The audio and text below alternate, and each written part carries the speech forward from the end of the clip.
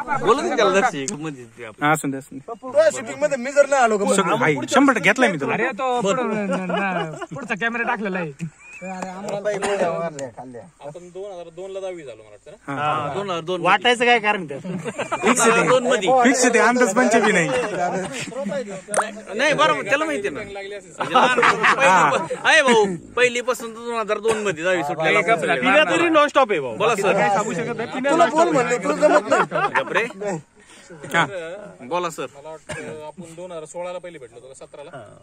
17ला पहिल्या वर्षी नाही 17 हा 2017ला म्हणजे 15 वर्ष लागले आपल्याला परत एकत्र बरोबर आहे. बरोबर म्हणजे 15 वर्षापासून आपण एकमेकापासून दूरच होतो.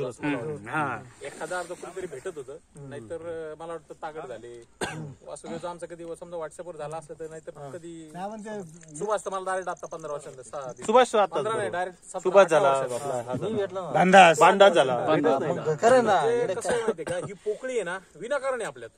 कोण आपल्यातलं काय जास्त बिझी कोणी फार मोठं पदावर किंवा लय मोठ्या बिझी कामात कलेक्टर आहे का कोणी नाही तरी सुद्धा आपल्याला एवढा वेळ लागला किंवा आपल्याला एकत्र यायला टाइम लागला. त्याचं कारण काय, गणेश आवड ऍक्टिव्ह झालं नाही लवकर त्याच्यामुळे. आपण एकमेकाला म्हणजे झालोच नव्हतं पाहिजे असं आपण आहे ना आपल्यामध्ये थोडीशी एक जागा ठेवायला पाहिजे दुसऱ्यासाठी. बरोबर. ते दुसरे म्हणजे आपण आहेत.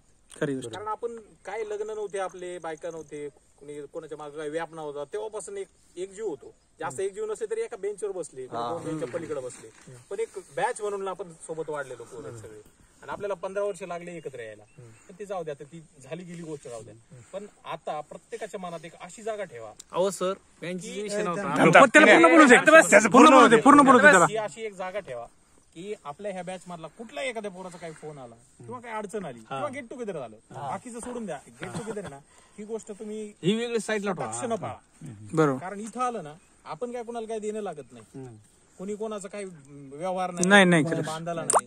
पण आपण भेटलो ना 1 वर्षाची इतकी मोठी ताकद भेटते आपल्याला, फ्रेश होतो माणूस. बरोबर. इथून गेलं ना पुढच्या दिवाळीची आस लागते माझा आता कधी परत पोरं भेटते. अदरवाईज परत कोणी कोणाला काय भेटत नाही. पण काहीतरी एक नाविन्य असतं, त्याला नाव देऊ शकत नाही किंवा आपण सांगू शकत नाही असं असं हे कमी आहे किंवा हे जादा आहे म्हणून. पण जे काय आहे ते इथंच फील करायला भेटतं.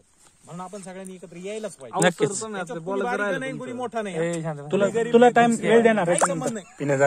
तुला बोलायचं शर्ट आणि खाकी पॅन्ट ह्याच रूपातले होतो आणि हेच आपल्याला संबंध. लक्षात ठेवा, इथं कोणी साहेब नाही, कोणी सेवक नाही, कोणी शेतकरी नाही, कोणी डॉक्टर नाही, काही संबंध नाही.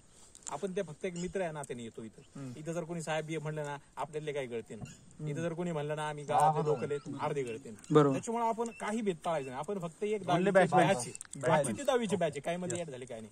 आपला फक्त संबंध श्री आनंद विद्यालय या गोष्टीमुळे आहे, एवढं लक्षात ठेवा. बरोबर. बाकी कोणाचं गाव बिव काही संबंध नाही. आणि आयुष्यभर आपल्याला पाळायचं, मरेपर्यंत आपल्याला भेटायचं. 15 भेटू 25 भेटू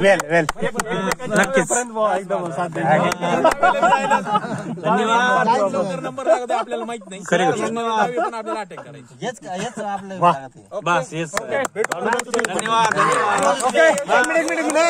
होस्टला बोलू द्या. या वर्षी एकदम व्यवस्थित एकदम योग्यरित्या स्वतः पुढाकार घेऊन पार पडलं नाही त्यावेळेस भेटणं अवघड होतं. प्रत्येकाला सुट्टी भेटणं यावेळेस कठीण होतं. माझं शक्य नव्हतं, पण त्यांना कमी वेळेत चांगलं प्लॅनिंग करून सगळ्यांनी एकत्र आणलं. त्याचं अभिनंदन. खूप छान. बाकीच्या लोकांनी नियोजन करू लागलं, जसं वासुदेव झाला, सुभाष झाला, तो पाहिलंच नाही, फर्स्ट टाइम आपल्या जॉईन झाला. परत गणेश झाला, या लोकांनी स्वयंपाक करायला किंवा गोष्टी जमा करायला जे काही एफर्ट लावले त्याच्यामुळे प्रयत्न सक्सेसफुल झाला. त्याच्याबद्दल त्यांच्या सगळ्याचं अभिनंदन. अशीच भेटत जा, अशीच येत जा. धन्यवाद Amol sir. Okay thank you. Shankar बोल. पिण्यातून बोलायचं का म्हणून बोल त्याला बोल. नाही आपल्याला नाही बोलायचं. काय विषय नाही.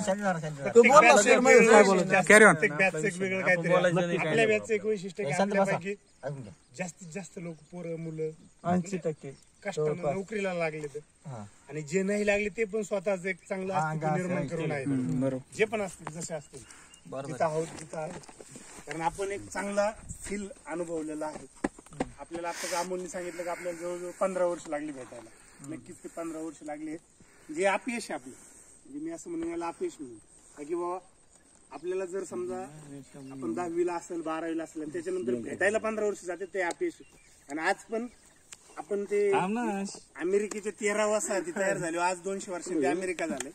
तसे आपले आजही 13 डोके दिसतात. म्हणजे हे एक मोठा अपयश आहे. आपला आकडा मला वाटतं माझ्या मते किंवा तो हा आपला 13 जणांचा आकडा न राहत आपण 180 जण किमान, आणि आपल्या परिसरातले आपण चिचोंडे आणि पंचकृषीतलेच मुलं आहेत. याच्यापैकी आजही आपण इथे 13 किंवा 26 दिसत असलो तर आपल्या आसपास अजून 26 किंवा 40 जण नक्की घरी येतात.